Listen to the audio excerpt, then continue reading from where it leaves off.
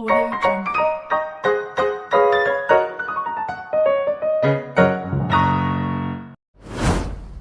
Assalamualaikum warahmatullahi wabarakatuh. Apa kabarnya anak-anakku, siswa-siswi SDN Cisaat yang soleh dan solehah? Mudah-mudahan kalian ada dalam lindungan Allah Subhanahu wa Ta'ala dan senantiasa diberikan kesehatan oleh Allah Subhanahu wa Ta'ala. Nah, anak-anakku, seperti biasa, sebelum ke pembelajaran, marilah kita membaca doa terlebih dahulu. Kita baca doanya sama-sama ya. Bismillahirrahmanirrahim. Rabbi zidni ilman warzuqni fahman waj'alni minas solihin. Amin. Anak-anakku, kali ini kita akan mempelajari pembelajaran yang kedua, yaitu senang belajar surah An-Nasr.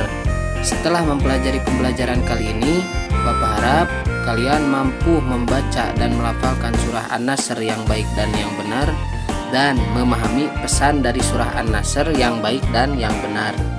Nah, sebelum kita masuk ke pembahasan, kita harus tahu dulu nih surah An-Nasr.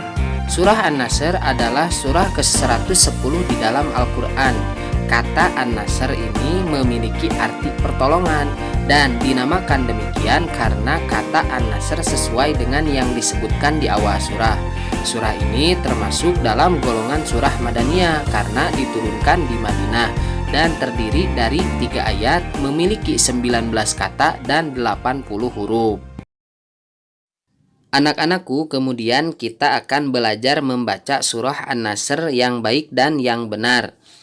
Dimulai dari Bapak dulu ya, kemudian diikuti pelafalannya oleh kalian. A'udzu billahi minasyaitonir rajim. Bismillahirrahmanirrahim.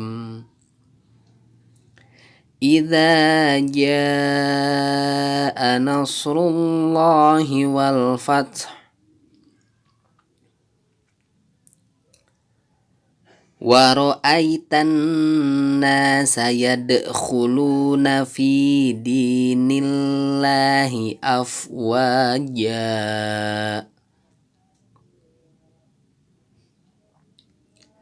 fasabbih bihamdi rabbika wastaghfirhu innahu kana tawwaba. Shadaqallahul azim. Alhamdulillah, kita semua sudah membacanya. Mudah-mudahan kalian semua bisa melafalkannya ya. Anak-anakku, kemudian coba kita cermati ayat per ayat dari surah An-Nasr tersebut. Di ayat yang pertama, huruf idza itu dibaca panjang. Panjangnya 2 harkat atau 2 ketukan. Kemudian yang kedua, ja itu dibaca panjang juga ya, tetapi ini panjangnya 5 harkat atau 5 ketukan. Di ayat yang kedua, waro'aita. Ro'aita dibaca ai bukan ae ya, berarti bunyinya ro'aita.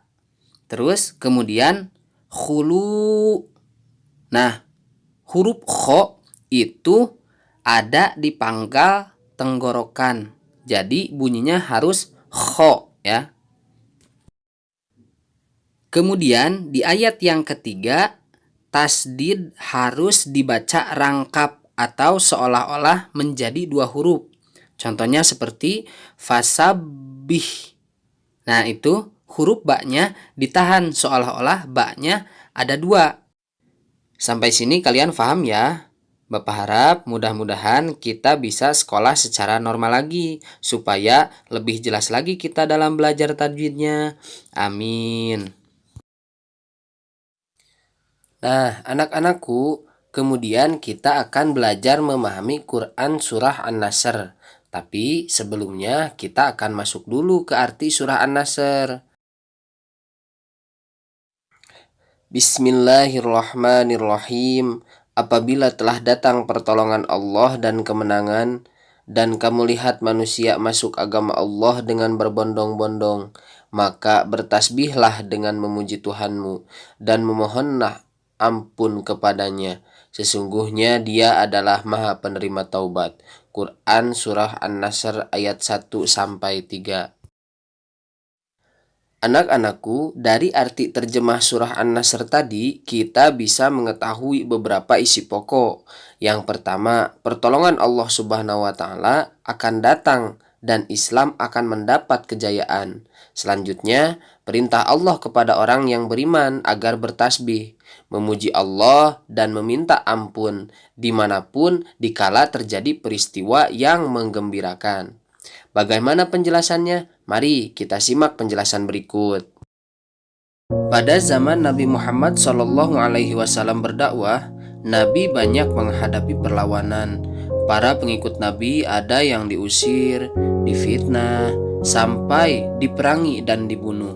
Sebenarnya orang-orang kafir lebih banyak dibanding orang-orang yang sudah beriman. Namun, meskipun berjumlah lebih sedikit, pengikut Nabi tetap berusaha tegar. Nabi menenangkan hati pengikutnya bahwa Allah Subhanahu wa Ta'ala akan menurunkan pertolongan kepada orang-orang mukmin. Karenanya tak ada satupun orang mukmin yang gentar menghadapi perlawanan, tekanan atau intimidasi dari orang-orang kafir. Setiap menjalankan sholat, Nabi Muhammad SAW dan para pengikutnya selalu berdoa kepada Allah Subhanahu wa Ta'ala. Semoga Allah Ta'ala selalu menolong mereka dalam berdakwah. Terbuktilah dalam beberapa peristiwa ketika Rasulullah SAW terdesak diperangi walaupun jumlah mereka sedikit, kemenangan tetap berpihak kepada orang mukmin. Contohnya peristiwa perang Badar. Jumlah tentara Rasulullah SAW hanya 313 orang, sedangkan tentara kafir Quraisy jumlahnya ribuan orang.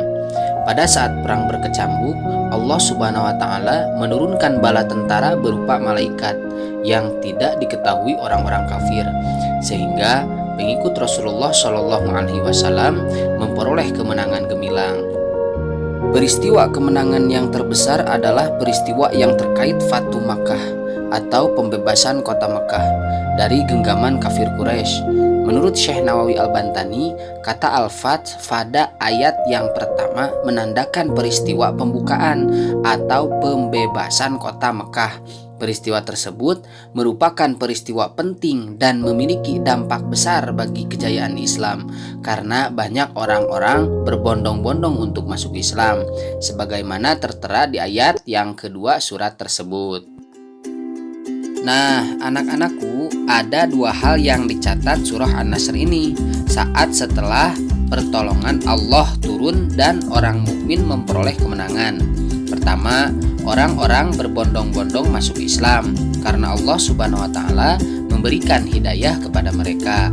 Masuk Islamnya orang-orang musyrik juga didorong sikapnya Nabi Muhammad SAW dan kaum muslimin yang bersikap saling menghargai dan cinta damai. Kemudian yang kedua, orang-orang mukmin membaca tasbih karena kebesaran Allah Subhanahu wa Ta'ala itu dan meminta ampunan kepada Allah Subhanahu wa Ta'ala sebagai perasaan rendah hati. Membaca tasbih ini adalah perintah Allah Subhanahu wa Ta'ala kepada orang mukmin setelah terjadi kemenangan. Mengapa? Karena biasanya kemenangan itu selalu disangka hasil dari mereka dan biasanya mereka lalu bersikap sombong. Padahal kemenangan itu datangnya dari pertolongan Allah Subhanahu wa Ta'ala, bukan semata-mata itu dari jasa para pejuang. Nah, anak-anakku, kalian tentu pernah meraih suatu kemenangan setelah kalian berusaha, bukan? Apakah itu juara kelas, menang perlombaan, meraih suatu penghargaan, atau yang lainnya? Setelah memahami isi surah An-Nasr ini, setidaknya ada dua pesan yang dapat kita ambil. Pertama, sebelum kita melakukan sesuatu dan meraih kemenangan, atau apa yang kita harapkan, misalnya menang dalam lomba, maka kita harus berdoa kepada Allah Subhanahu wa taala. Agar apa? Agar Allah Subhanahu wa taala memberikan pertolongannya dan kita bisa meraih kemenangan. Kemudian yang kedua, setelah kita mendapatkan kemenangan itu, pastilah kita harus bertasbih kepada Allah. Dengan cara apa? Yaitu dengan cara memujinya dengan mengucapkan alhamdulillah dan beristighfar dengan mengucapkan astagfirullah, agar kita terhindar dari perasaan takabur atau sombong, karena semua yang kita raih berkat pertolongan Allah Subhanahu wa taala. Alhamdulillah, pembelajarannya sudah selesai. Mudah-mudahan apa-apa saja yang telah tadi Bapak sampaikan dapat dimengerti oleh kalian, dan senantiasa Allah memberikan kemanfaatan ilmu untuk kita semua. Wabillahi taufiq wal hidayah. Wassalamualaikum warahmatullahi wabarakatuh.